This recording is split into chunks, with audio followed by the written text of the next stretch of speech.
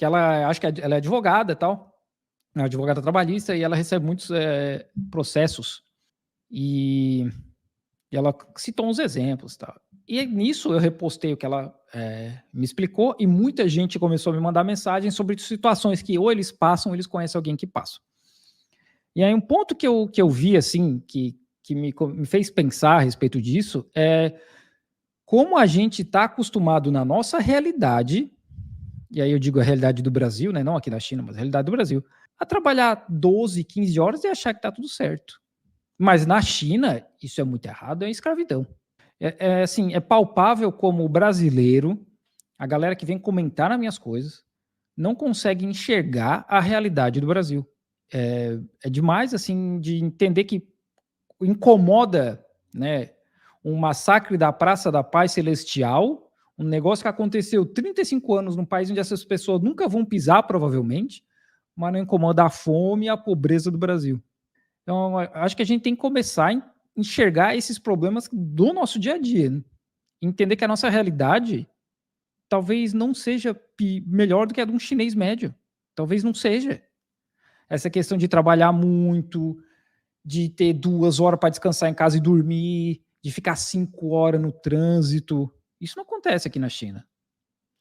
Justamente pela forma como as cidades são desenhadas, o povo não fica 5 horas no trânsito. Assim, 2 horas no máximo, 1 hora para ir, 1 hora para voltar e já era.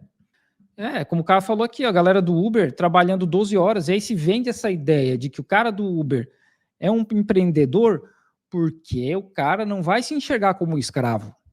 Se eu trabalhar mais, eu ganho mais. É a mesma coisa com o chinês na fábrica. O chinês trabalha 12 horas na fábrica porque ele ganha hora extra. Na China, a legislação são 8 horas por dia. Passou disso é dinheiro. Então, eles querem se matar de trabalhar no começo, assim, gente nova, né, 20 e poucos anos, quer para ganhar dinheiro, comprar uma casa, comprar um carro. É diferente do Brasil? Não é, né?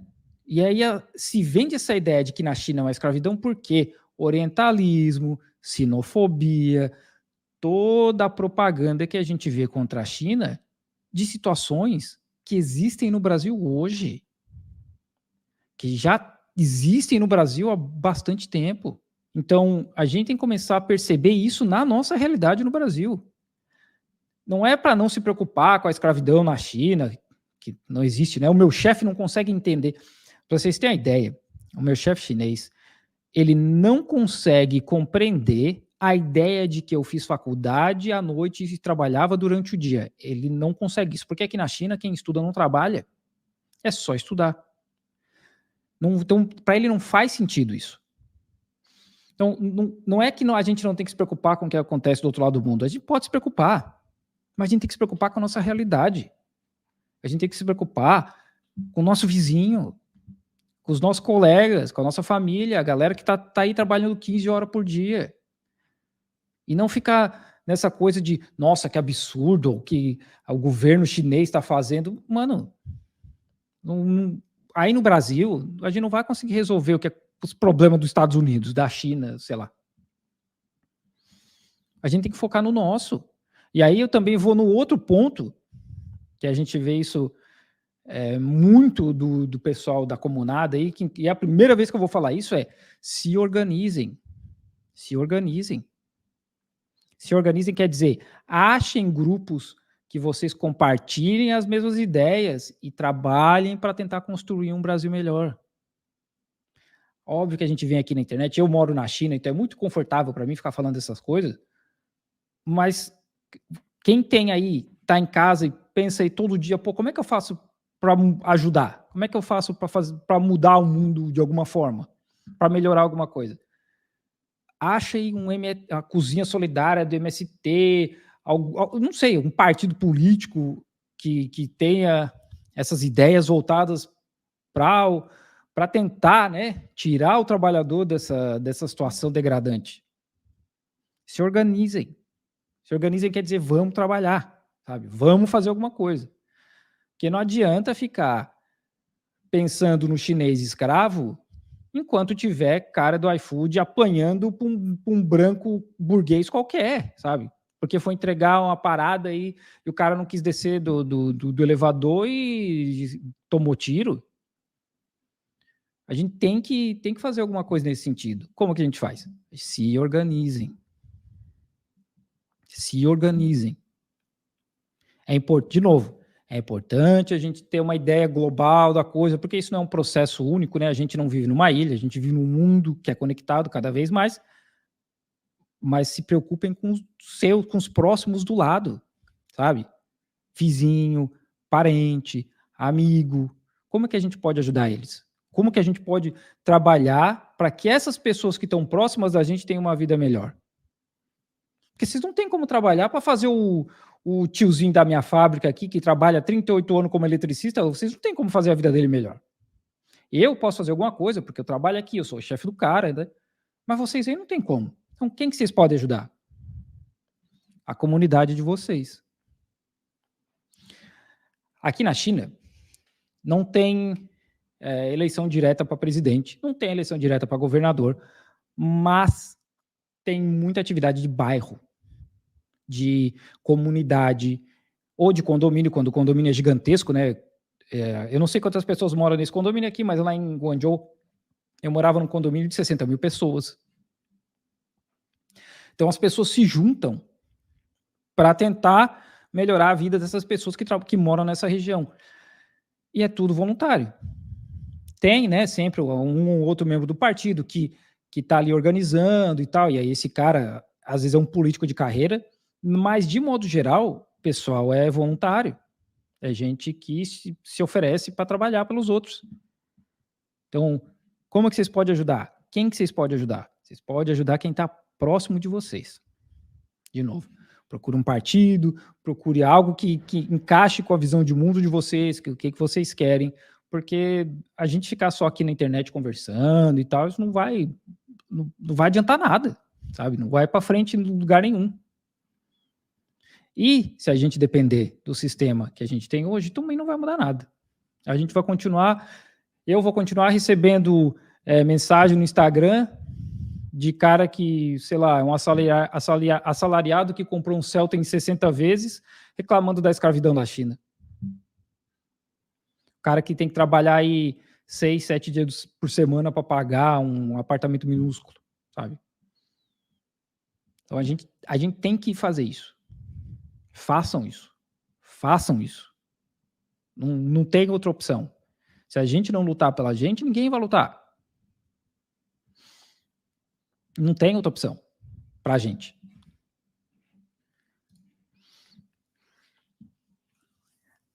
Para quem estava aqui e pegou o começo da live ali do João Carvalho falando, a galera que começou o Partido Comunista, obviamente, né, os caras não eram uns fudidos, não eram uns paupérrimos, né? Porque eles tinham condição de estudar. E para estudar, você tem que ter tempo. Para entender marxismo, eu não sou marxista, eu não estudo, porque eu não tenho paciência, mas assim, para entender de verdade aquilo ali, você tem que ter tempo. Você tem que ter tempo para sentar a bunda na cadeira e interpretar tudo que os caras estavam falando, e tem que ter um nível de entendimento grande, né? Porque é complexo, é uma parada complexa, não é simples de se entender. Então essa galera do Partido Comunista, como esse partido, não era gente pobre. Mas eles viram que a situação do país nos últimos 70 anos, né, na época, só piorava e eles decidiram fazer alguma coisa. Eles tiveram contato com ideias marxistas, traduziram, se eu não me engano, o Capital de japonês para chinês. E aí esses caras se juntaram e falaram, vamos fazer um partido comunista na China. Abriram um partido comunista num barco, porque eles iam abrir em Shanghai, lá onde é a sede do Partido Comunista hoje, lá em Xintiandi, e o governo ficou sabendo, os caras fugiram para um lago em Jiaxing e fizeram a primeira reunião do partido no lago. O que esses caras fizeram? Eles começaram a ensinar operários de fábrica sobre direito trabalhista, sobre marxismo, organizar greve, mas o principal mesmo é ensinar para o trabalhador que a gente está numa situação de merda e que a gente não tem nada a perder. Isso foi o principal deles. Porque a China naquela época, né, estava ali no século das humilhações, um monte de colonizador safado controlando a China. Então, teve muita coisa, né? Acabou a Primeira Guerra Mundial, os europeus deram a Qingdao para os japoneses, que era da Alemanha, sabe? Uma zona. Né? A China estava cada vez mais indo para o buraco. A China, em 80 anos, sai da primeira economia do mundo, um país que era responsável por 30% do PIB mundial, para um dos mais pobres. Então tinha gente que estava viva quando isso começou, e quando começa essa história de Partido Comunista, os caras ainda estavam vivos, né? E eles passaram por todo esse processo. Era gente que era muito rica e de repente ficou muito pobre. Então, o que eles fizeram foi ensinar os trabalhadores. De uma forma que, óbvio, os trabalhadores pudessem entender. E uma das primeiras divisões que acontecem dentro do Partido Comunista é um grupo, que é o pessoal do Mao Zedong, eles tinham a ideia de que a gente precisa dos camponeses, porque naquela época a China era majoritariamente rural, sei lá, 90% da população devia morar na roça. E tinha um pessoal que não, a gente tem que ensinar os trabalhadores de fábrica, porque a China estava se industrializando muito rápido, tinha muita gente mudando para cidades grandes e tal. Mas o foco era educação. Educação. Foi se juntar esses caras que tinham tempo para estudar. Inclusive, no restante da entrevista do João Carvalho, eles falam a respeito de que a revolução exige muita proteína, porque para alguém ter tempo de estudar, você tem que comer bem. Você tem que ter tempo, você tem que comer bem, tem que estar descansado para poder estudar e poder pensar. Né? Porque senão você não consegue, você trabalha o dia inteiro, está cansado. E ainda ter que sentar a bunda na cadeira e pensar, não tem como, né, gente? Então, se organizem. Se organizem. Se vocês querem ajudar, infelizmente, a gente aqui não tem como ajudar. Assim, não tem diretamente, né? Não tem como ajudar quem está em Gaza. Quem está passando por um processo absurdo que está rolando no Sudão, no Congo. A gente não tem como fazer. A gente tem que ajudar os nossos. A gente pode ajudar os nossos. Nossos amigos, nossas famílias, nossos colegas, vizinho. É só assim que a gente consegue se juntar num grupo maior e fazer alguma coisa. Que foi isso que aconteceu aqui, foi isso que aconteceu na União Soviética, foi isso que aconteceu em Cuba, e por aí vai, né? E assim, na China mesmo, não só a Revolução Comunista, mas sei lá quantas revoluções começaram assim. Que a gente estava falando ali durante o react do João, do mandato do céu, né? Que a ideia de que o governo chinês ele segue um mandato do céu, assim, no céu tem lá no céu tem pão, no céu tem um pão gigante que fala que, olha, esse imperador da China tá tudo bem, ele pode continuar seguindo mandando no país. E a hora que o país começa a per buraco, o mandato do céu fala, não pode mais, não dá mais. E aí o povo tem que fazer alguma coisa. O povo se revolta e faz alguma coisa. Isso já está no sangue do chinês. Porque isso já acontece há mais de 1000 anos. Sabe? Mais de 1000 anos. Então, se mexam. A gente está vendo aí o Brasil cada vez pior em relação de leis trabalhistas, tendo todos os direitos que a gente conquista, né, que pessoas conquistaram pela gente há décadas atrás, aí sendo sugados. Se organizem e trabalhem pelos nossos. Não, cara, não é papo comunista. Não é papo comunista. Eu não sou comunista. Ou se a gente se organiza, ou a gente nunca vai fazer alguma diferença. Isso começou porque, como eu falei lá no começo desse discurso aqui, desse monólogo, um cara veio falar que, porque aí na China as pessoas trabalham muito, né, é uma escravidão. E eu, mano, e a realidade do Brasil?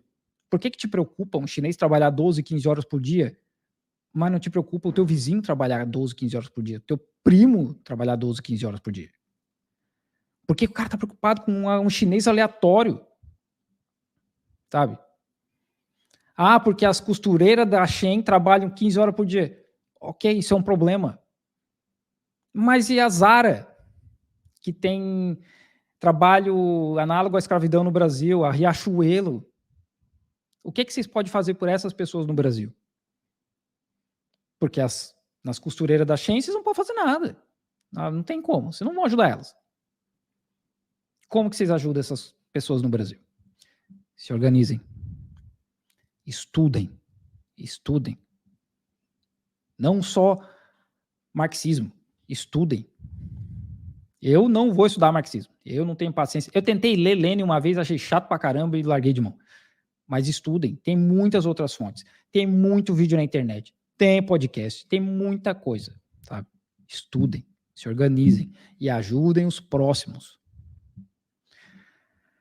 Ai, ai. Tá bom? Tá bom de sermão na quinta-feira? Tá bom?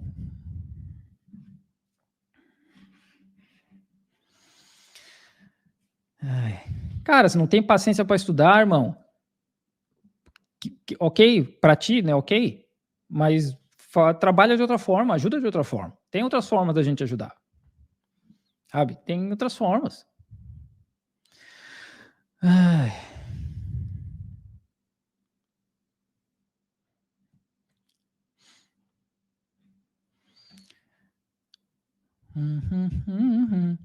Cara, se organizem. Então, é por isso que a gente está aqui conversando. Se organizem para quê? Para a revolução? Se a gente não fizer nada, se a gente não se organizar, ou assim, isso de se organizar, se juntem. Juntem com pessoas que têm uma mesma ideia de vida, ok, o que eu posso fazer para ajudar a minha sociedade de alguma forma? Isso é se organizar. Sabe? Isso é se organizar. Ah, você vai fazer um trabalho voluntário numa igreja, é se organizar. Vai ajudar a cozinha do MST, isso é se organizar de alguma forma. Vai rolar uma revolução? Talvez não.